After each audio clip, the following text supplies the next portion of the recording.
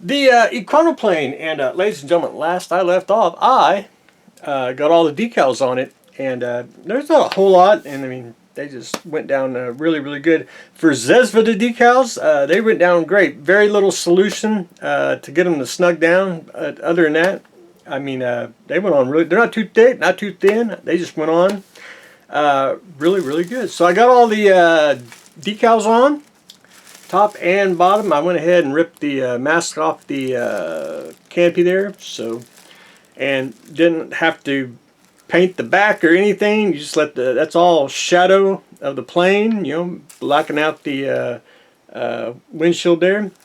And I went in and put in a few little washes on the intakes and on the engines itself. So we're gonna do one more video on this, show this, because I gotta wait for it to dry, and then we're gonna shoot it with a dull semi-gloss just to seal all decals and get rid of all the I want to say brush gloss streaks that I got on there. But and when I say that, I use the I like this system a lot, and I've been tinkering with it with a lot. I use the Vallejo decal system, and I assume AK's got theirs, Ammo Mig's probably got his, and I like this set real well. You just put the gloss down for your decal, put your decal fix second. That's just a nice good coat on top, and then your decal softener for the final, really get the snug down and everything, and for the painted on look.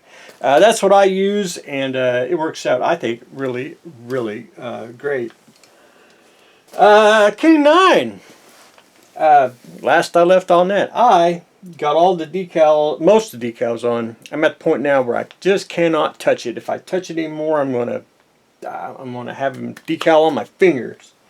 So I got the stars on the top and on the sides here. Got K9, and then of course I got the K9 decal on there as well on both sides. Now the decal is actually about a 1/4 inch too big. It really is, because it's I don't make custom decals, and when I do, I overthought it, and I was thinking it's about 35th roughly, but it's okay because it's going to be up in the ceiling and hung, so it's a little bit bigger, about a 1/4 inch, so you'll be able to see it up in the ceiling that it is King 9. Plus we're going to have probably the nose art on here as well, just to give it a little bit of color and to give the audience some reference, so when they look and see it, they can get their phone out and start Googling King 9. But anyway,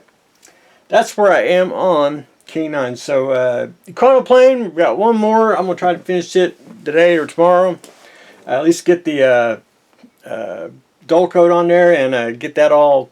I need to let it sit for 2 or 3 days, let it dry, and then we'll do one more video on that.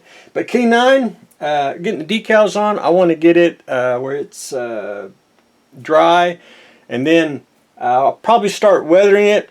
But I think what I'm going to do is I'll probably weather some of it, but then I'll need to work on the base here, and then I'll attach it to the base like so, somewhere yonder.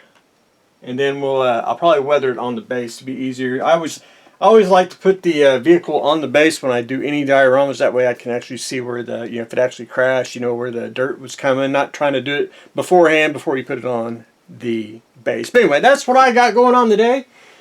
King 9 getting its markings, and the Ekranoplane just about done. So that's what I got going on today. So stay tuned for the next exciting episode.